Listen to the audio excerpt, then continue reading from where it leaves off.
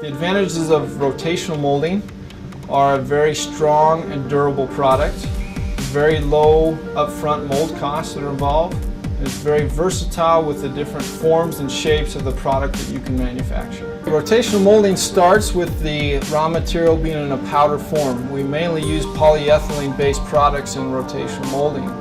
The powder is placed inside a hollow cavity mold. The mold is then sealed and placed inside the oven. While it's in the oven, the mold is rotated.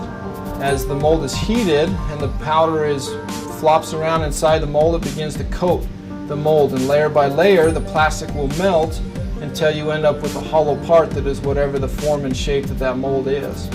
When all the material is melted, we open up the oven, bring out the molds, and then we begin the cooling process. We use a variety of cooling methods, including forced air and water mist, to cool down the molds, and the plastic inside the molds will begin to solidify and harden.